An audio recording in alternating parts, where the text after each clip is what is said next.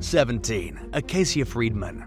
In early 2017, a trio of college students were accused of trying to broker a high-end prostitution deal with an undercover investigator.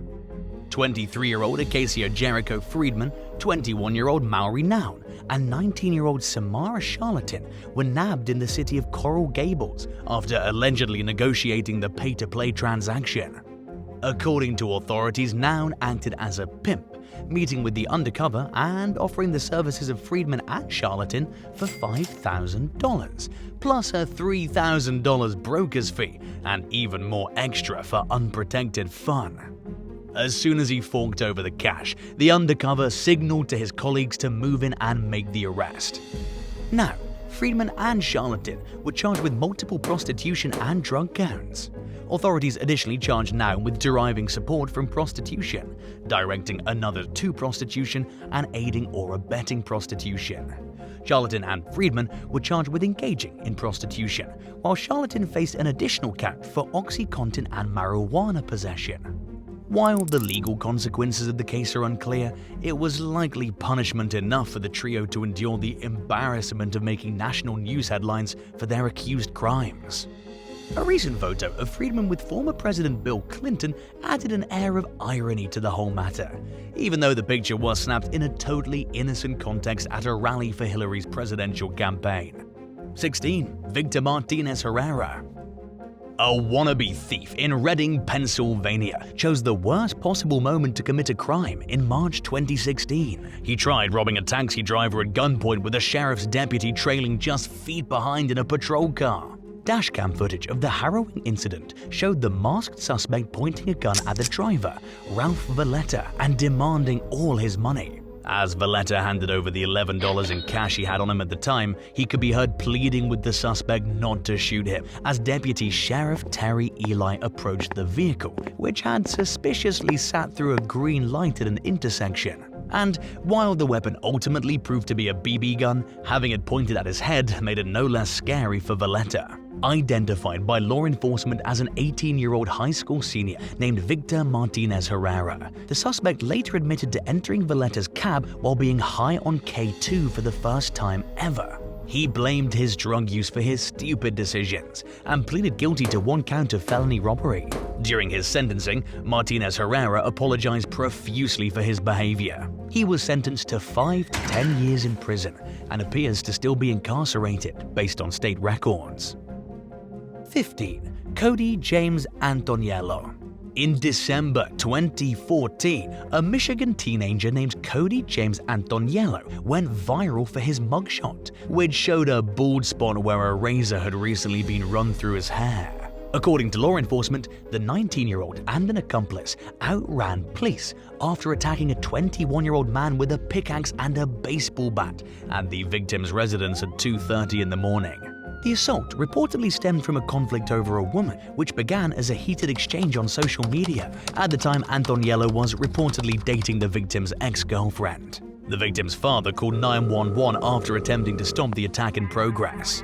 Ottawa County deputies caught up with Antonello a day later while he was shaving his head in a bid to change his appearance. Instead of finishing his haircut, he was taken into custody on suspicion of felonious assault and first-degree home invasion. While Antonello and his hairstyle came out on the losing end of the situation, the victim walked away with only minor injuries after receiving treatment at a local hospital. In early 2015, the suspect pleaded guilty as charged and was sentenced to at least 5 years in prison.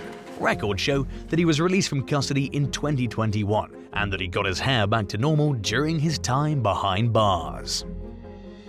14. Nate Coleman. A newlywed couple's honeymoon is supposed to be one of the most special and memorable times in their relationship. Sadly, a just-married getaway turned out to be nothing short of horrific for Nate and Mariana Coleman of Steubenville, Ohio. After tying the knot in late October 2023, the couple traveled to the Caribbean for their honeymoon, which was tragically short-lived due to a freak water skiing accident.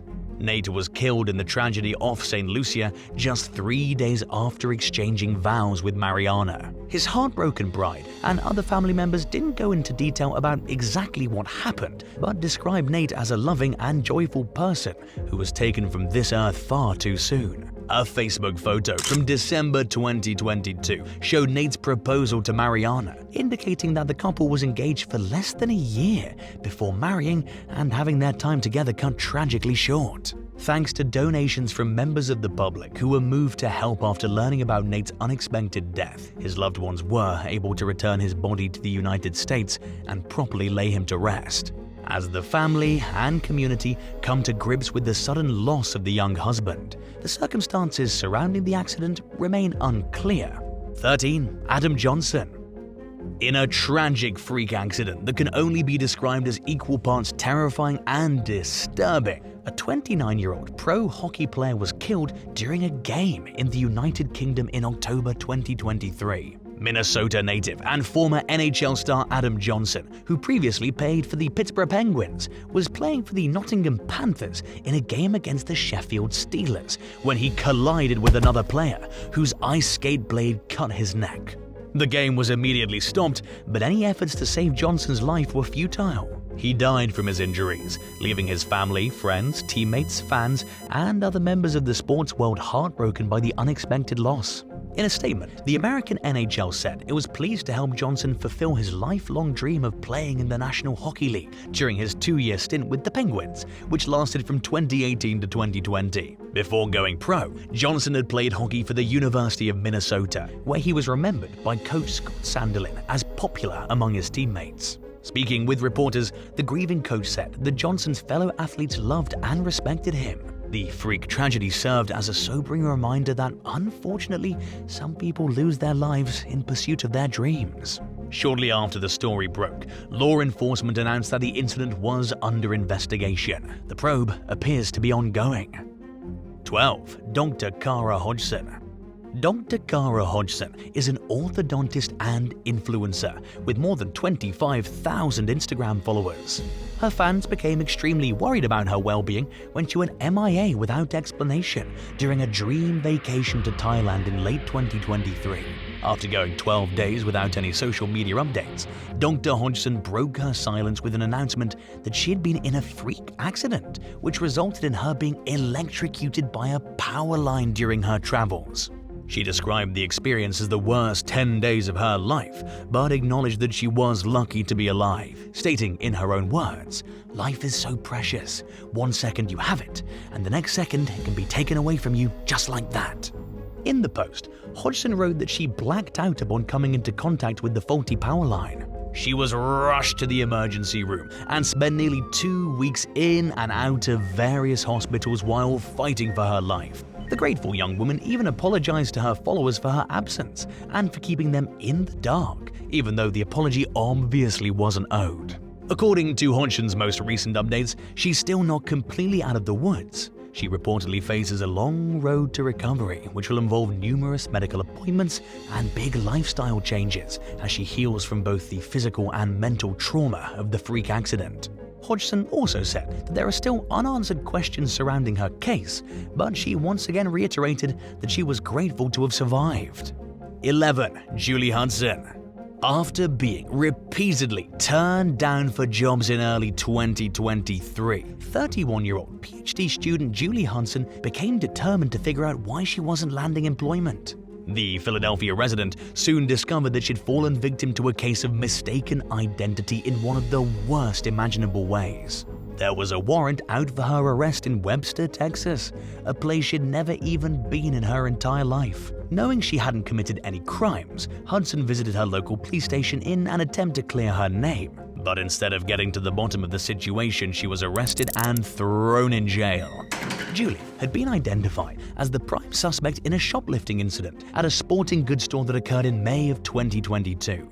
According to NBC Philadelphia, another suspect in the case had identified their sister, whose name is Julie Hudson, as their accomplice in the crime. The individual was referring to a different Julie Hudson than the one who was arrested in Philadelphia, but investigators misidentified her as their suspect based on their comparison of a surveillance image of the wanted thief and a social media photo of the wrongfully detained woman. As she languished in jail for nearly a week, Julie's family worked to prove her innocence. They were able to prove that she was at her workplace in Philadelphia at the time of the theft, and authorities finally cancelled the warrant and released her from custody. Accompanied by her attorney, Shaka Johnson, Julie told Fox 29's Good Day Philadelphia that many of the people she spoke to about the incident kept referring to experiences like hers as a common mistake. She described the conditions in jail as way worse than how they're portrayed in TV dramas like Orange is the New Black, and said that she doesn't want an apology for the mistake, but for these types of mix-ups to stop happening. 10. Juan Carlos Lerma. Just before the Thanksgiving holiday in 2023, law enforcement mistakenly arrested a man they believed was a fugitive at a U.S. Border Patrol checkpoint outside Alamogordo, Texas. The unfortunate arrestee Juan Carlos Lerma had the same name as a man who was wanted on a burglary warrant out of Angelina County, which is located north of Houston. In addition to having the same first, middle, and last names, both Juan Carlos Lermas have the same birth date 3 years apart. The last 4 digits of their social security numbers are also the same, but fall in different order. Body cam footage captured by Otero County Sheriff's deputies showed Lerma trying to explain that the police had the wrong man. In the video, the misidentified suspect could be heard insisting repeatedly that he wasn't wanted on any arrest warrants. Lerma even explained that this had happened one time before and that he was familiar with the mistake that law enforcement was making. He told the deputies that he was wrongfully taken to jail during the previous incident and that he'd spent thousands of dollars on a lawyer to rectify the misunderstanding and regain his freedom. Lerma could also be heard telling his brother that history was repeating itself and asking him to hire a lawyer. According to local news station KFOX4T, Border Patrol agents claimed that Lerma's fingerprints matched up with the fingerprints of the wanted man he was mistaken for. The body cam footage captured an exchange between members of law enforcement who could be heard confirming that the fingerprints of the man in custody appeared to belong to Lerma the fugitive. Authorities finally discovered the mistake when they double-checked the fingerprints 9 days later and realized that they did not match up after all. Lerma was released from the Otero County Jail, but by then he'd sat in custody for over a week. After being freed for the second time, the young man declined to comment to the media due to an impending lawsuit. The case appears to be ongoing. Do you know anyone who's been in trouble with the law just because they look like someone wanted by the authorities? 9. Erin Hennigan. A 47-year-old Connecticut woman's life was cut short one morning in November 2023 during what was later described by news outlets as a freak accident involving a deer. According to reports, authorities were alerted to an accident in Easton around 9 o'clock in the morning. Emergency responders arrived to find a pickup truck that had hit a deer along with a disabled SUV along the roadside. Upon being struck by the pickup truck, the deer went airborne. It then smashed through the SUV's windshield and into the vehicle before being ejected out the rear window. The SUV's driver, Erin Hennigan, was rushed to the hospital where she died from her injuries. Unfortunately, car accidents involving deer are not uncommon throughout most of the United States, including in Connecticut. In fact, Easton is reportedly a hotspot for deer-related crashes, according to Department of Energy and Environmental Protection spokesperson Brian Hess, who told local station WFSB that southwestern Connecticut sees its fair share of these types of accidents. But the way that the deer flew into and out of Erin's car is certainly unusual and qualifies as a freak accident. Unfortunately, in this case, being at the wrong place at the wrong time came with deadly consequences. 8. 35-car pileup. Fog creates some of the most dangerous driving conditions possible. Several dozen drivers learned this lesson the hard way in early 2024 when poor visibility resulted in a 35-vehicle pileup in Kern County at 7:30 a.m. on a Saturday morning. According to news reports, the massive accident involved 17 passenger cars and 18 semi-trucks and occurred at a time when visibility was limited to just 100 feet, 30.5 meters. At least 2 people died, including 62-year-old Patricia Ann Wilson of Sun City, Arizona, and 9 or more others were hospitalized with minor injuries. Speaking with local station KBAK, Kern County Fire Department Battalion Chief Jim Calhoun described the scene as chaotic upon the arrival of emergency crews. Driver Yesenia Cruz, who was involved in the accident, told the news outlet that everybody just started screaming for help. Calhoun said that the victims of the collision were immersed in a plume of natural gas after several compressed gas tanks ruptured in the crash. The first order of business was to evacuate everyone from the half-mile-long accident scene to get them away from the potentially explosive gas fumes. It took roughly 10 hours for emergency responders to reach the body of one of the victims who died, and the section of highway where the incident occurred was closed down for most of the day. 7. Tesla robot goes crazy in Texas. In December 2023, news broke of a terrifying robot attack that occurred at a Tesla factory in Texas 2 years earlier. According to documents obtained by the Daily Mail, the incident occurred at a facility in Travis County, where a rogue automated assembly device laid siege to an engineer. A co-worker reportedly rescued the injured victim from the robot, which was described by Mail Online as a mechanical arm that was designed to grab and move car parts along the assembly line. This was the only incident of its kind to occur at a Tesla plant over a 2-year period. But news of the attack came amid rising concerns over robot-related injuries at industrial facilities in the United States. Moreover, an attorney who spoke with the Daily Mail claimed that the statistics do not reflect the reality at the factory where the robot attack occurred, and the one worker's death went unreported. According to the lawyer, the facility fails to accurately report these accidents as required in order to receive the generous tax breaks the company gets for setting up shop in Texas. If these allegations are true, then the incident involving the automated machine may not be the first of its kind to occur, and it probably won't be the last. 6. Septic tank suffocation. 38-year-old Laura Pacheco was installing a septic tank at a home in Long Island, New York, one afternoon in early 2024, when he was buried alive in a horrifying freak accident. The worker had just entered the hole at the residence along the island's north shore in Suffolk County when excavated dirt collapsed on top of him. Emergency responders from several local agencies rushed to the site and scrambled to dig Pacheco free, but by the time they got to him, he died. He was pronounced dead upon being removed from the hole 5 hours after the accident. Authorities notified the Federal Occupational Safety and Health Administration, and an investigation into the cause of the tragedy is ongoing. The incident was reminiscent of a less deadly but almost as terrifying sewage-related fiasco that occurred in Estacada, Oregon in August 2019. According to local officials, a woman who lived alone was working on a septic tank outside her residence when she fell in through a 2-by-2-foot hole that had rusted open in the tank's ceiling. She cried out for help, but with her nearest neighbor located over 1,000 feet away, her pleas went unheard. The stranded woman was discovered several days later by her adult daughter, who'd become concerned about her safety after not hearing from her for an unusual amount of time. Luckily, she was alive. Emergency responders hoisted her out of the cesspool and airlifted her to the hospital. While her condition at the time of her rescue was unclear, reports clarified that the woman appeared to have no visible injuries. 5. Austin Coulson. While driving to his home outside Houston after a long day of attending college classes and working at his pizza delivery job in October 2021, 19-year-old Austin Coulson noticed flashing lights in his rearview mirror. It was his first time ever being pulled over by the police, and he was scared even though he knew he didn't do anything majorly wrong. Coulson assumed he would receive a traffic ticket and be sent along his way as he pulled into a parking lot less than a mile from his residence.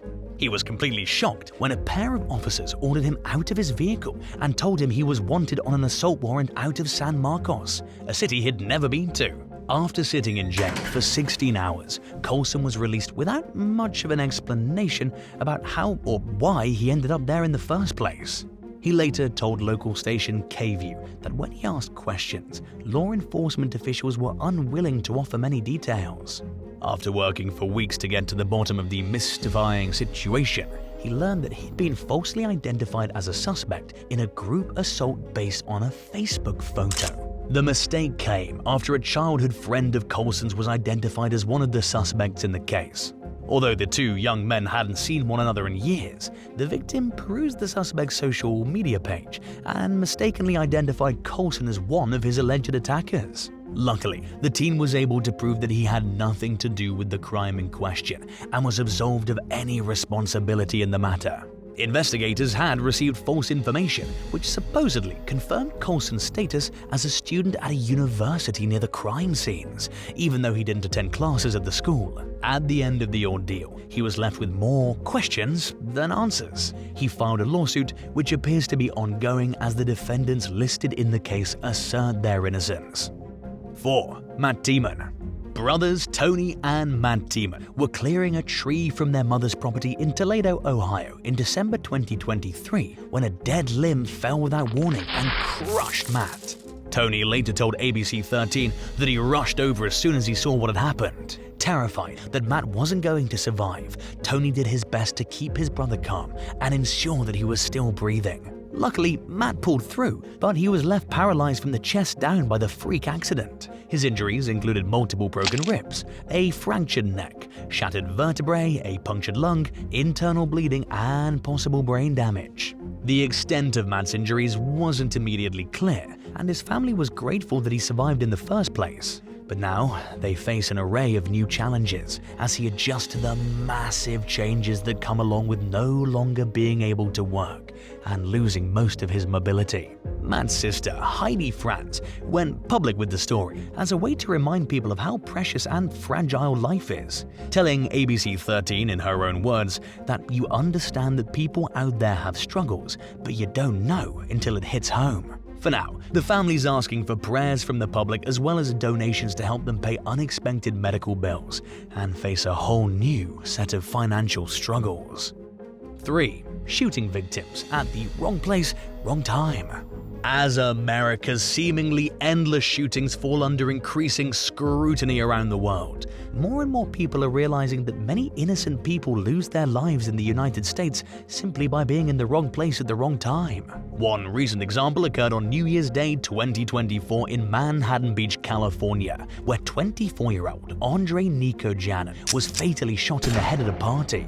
According to news reports, the young man was ringing in the new year at around 1 o'clock in the morning after arriving from work when his life was unexpectedly ripped out from under him. Investigators do not believe the attack was random, but they appear to think that Janin was not the intended target of the gunfire. Sadly, the shooter remains at large while the victim's family struggles to come to terms with the senseless tragedy.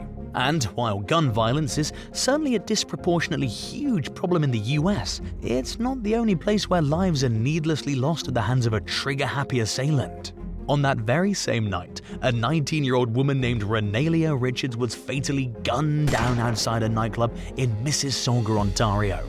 Described by her loved ones as a talented athlete, Richards was waiting in line to get into the venue when someone fired multiple rounds into the crowd. Much like the incident involving Janin, authorities do not believe Richards was the shooter's intended target, but that she was simply an innocent bystander who wound up being the victim of a reckless individual's act of violence. Police have appealed to the public for help identifying the occupants of an older model grey SUV that was seen fleeing the scene. But for now, Richard's killers remain at large. 2. Carlos Castaneda. 40-year-old military member Carlos Castaneda Valencia was driving along a California highway near Stockton around 6 o'clock in the evening in December 2023 when a stray tire flew off another vehicle, hopped the median, and smashed into his car. According to law enforcement, the tire detached from a concrete pumping trailer that was being towed by a pickup truck in the southbound lanes along Interstate 5. It smashed through the windshield of Castaneda's Toyota Sienna, killing him at the scene, and his 4 passengers were hospitalized with injuries. The driver of the pickup truck remained at the scene and was reportedly cooperative with responding members of law enforcement, but the accident raised numerous questions about how and why the malfunction happened. According to the California Highway Patrol, drug and alcohol impairment were not believed to be factors in the deadly crash. The cause of the tire detachment remains under investigation, but it's thought to be the result of a manufacturer error. Transit safety advocate Ron Melancon, who runs a website called Dangerous Trailers, speculated that the tire became an airborne missile after having its lug nuts and studs stretched over time. Since 2004, his organization has advocated for the changes necessary to prevent needless accidents, like the one that killed Castaneda, which serves as a sobering reminder that basic safety precautions can save lives. And now for number 1. But if you want to hear more bizarre and crazy stories, stay tuned after the video for some more content. 1. Delry Rosario. 36-year-old mother of 4 Delry Rosario never expected to die during her daily workout at an LA fitness gym in Kent, Washington. But that's exactly what happened during the summer of 2023 when she was running on the treadmill and tripped while trying to slow down the machine. Rosario hit her head on the way down and became unresponsive as her panicked sister Marissa Woods yelled out for help. Wood later told news station Kiro 7 that she shouted to see if anyone knew CPR and that multiple fellow gym-goers rushed to Rosario's aid. But she claimed that not a single employee came over to help, speculating that the workers on duty were in shock by the incident that was unfolding before her eyes. Sadly, Rosario died from her injuries later that day at a nearby hospital. And while her family is understandably devastated by her death, they're finding some solace in the fact that several of her organs were donated.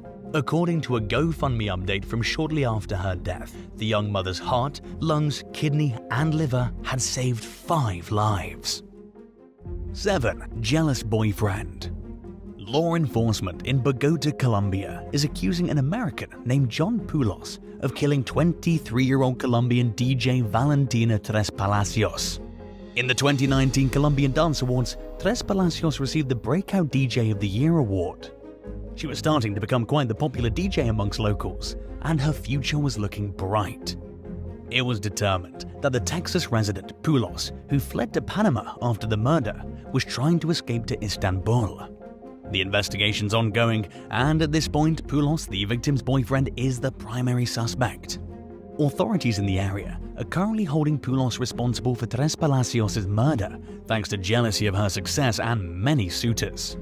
Tres Palacios' body was placed in a suitcase and buried in the bottom of a trash can. Also, the suspect is said to have thrown Tres Palacios' body in the trunk of his vehicle.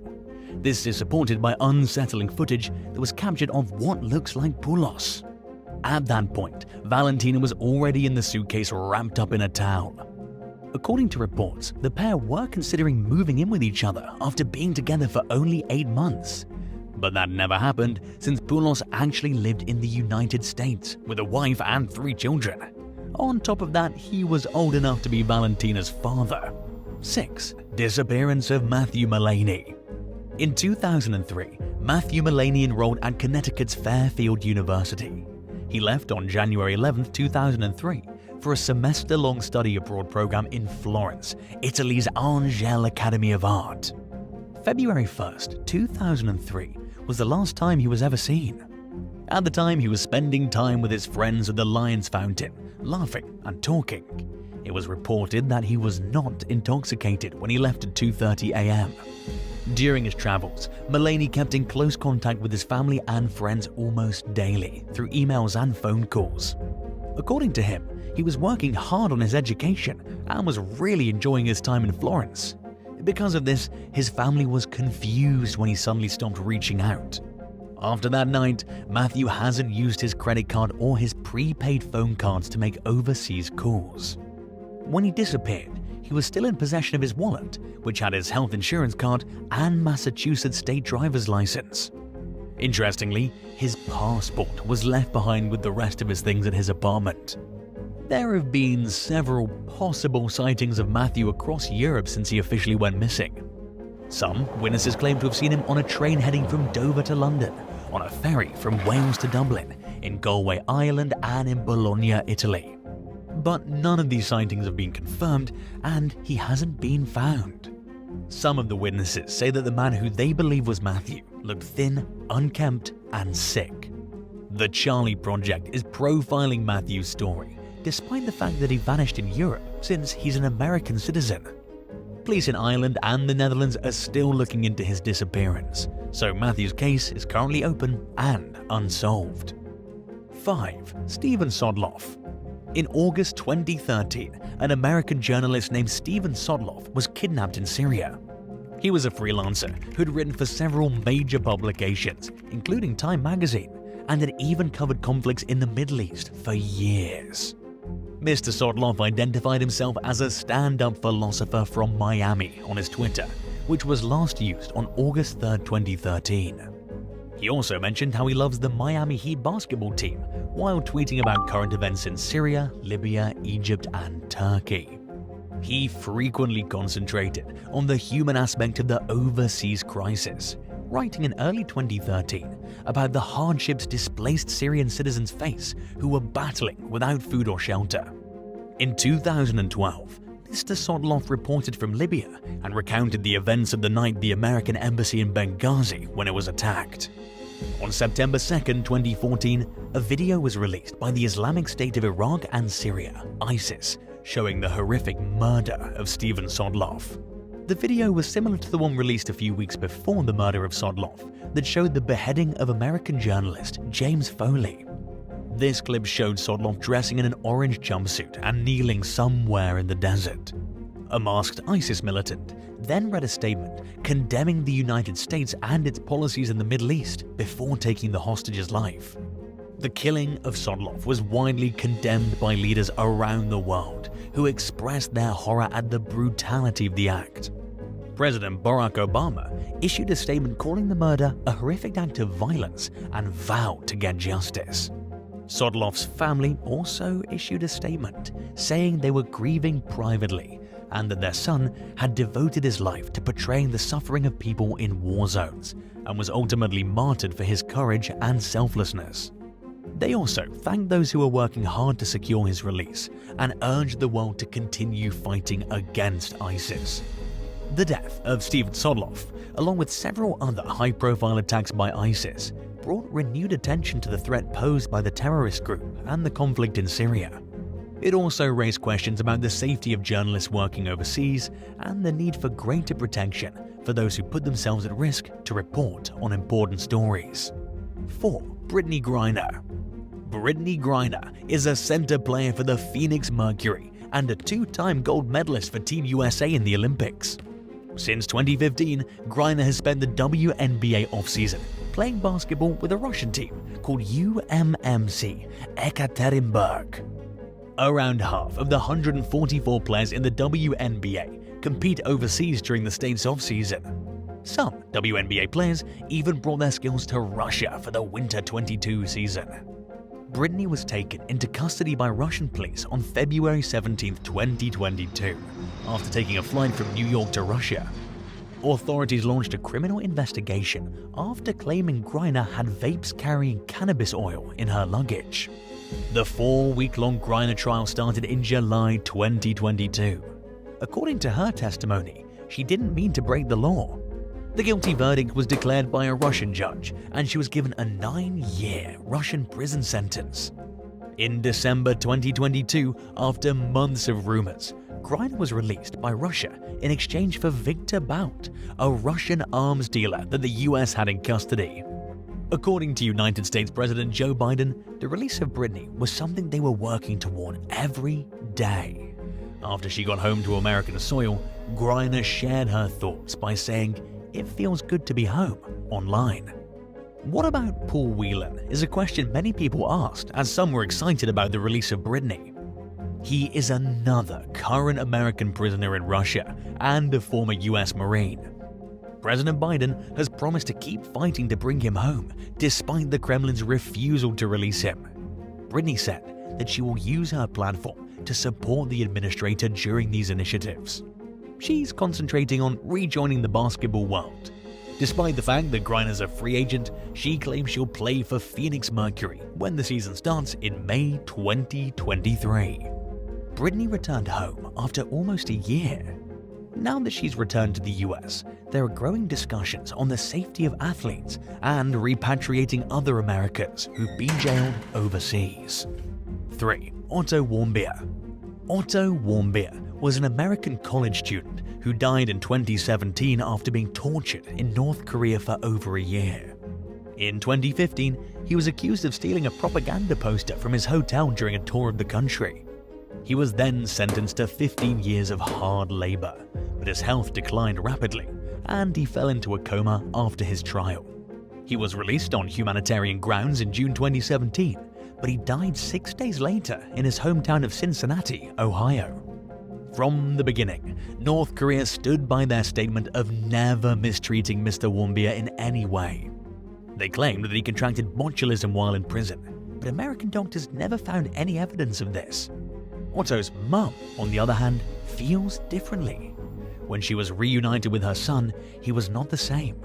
He was covered in scars, had broken limbs, a shaved head, and seemed as if he'd broken teeth. Mrs. Warmbier believes her son was tortured, and he was only released because they didn't want him to die on their soil. A medical assessment found no evidence of beatings on Warmbier, despite the fact that he collapsed due to a possible cardiac arrest, which may have caused him to lose blood and oxygen to his brain and put him in a coma. Warmbier's case sparked international condemnations of North Korea's human rights violations. His parents sued the North Korean government for wrongful death and won $501 million in damages, which they've not yet been able to collect. They also criticized former President Donald Trump for siding with Kim Jong-un and absolving him of responsibility for their son. They urged other Americans not to travel to North Korea, calling it a terrorist state. Warmbier was born on December 12, 1994, as the oldest of 3 children.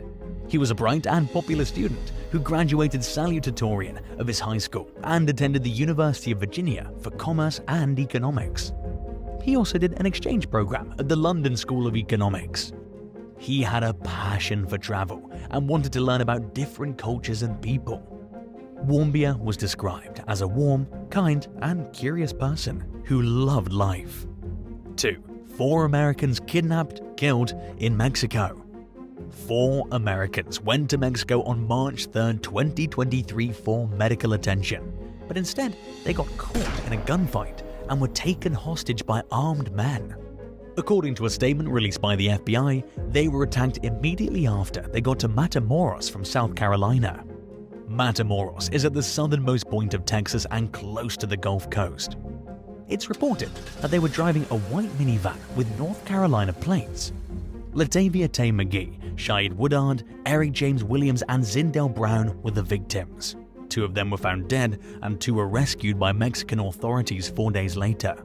According to Tamaulipas' Attorney General, Irving Barrios, there was a misunderstanding, and the Americans were not specifically targeted. A source familiar with the case told ABC News that the kidnappers probably assumed the Americans were rival human traffickers.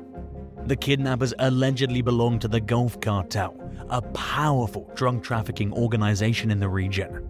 On March 10, 2023, 5 alleged cartel members were arrested and charged for the aggravated kidnapping and murder. The 2 survivors, Williams and McGee, were found in a wooden house on the outskirts of Matamoros on March 7th. One of the deceased was also located inside the house, and the other was found outside. One of them was wearing a surgical robe during the discovery. Williams and McGee are now back in the US and have spoken out about their nightmare. They said they were beaten, tortured, and threatened with death. They also said they prayed and sang gospel songs to keep their hopes up. The victims expressed their gratitude to Mexican authorities for rescuing them and their grief for those who didn't make it. They also warned others not to visit Mexico for cheap medical procedures like they did. 1. Barari Henderson. In 2017, Barari Henderson, a 22-year-old American tourist, was killed by a mob in Greece over a selfie with a waitress. He was a college graduate from Texas who traveled to Zakynthos to launch his clothing line, Barari Luxury Sportswear. He was beaten to death in the street after being chased out of a bar by a local criminal gang.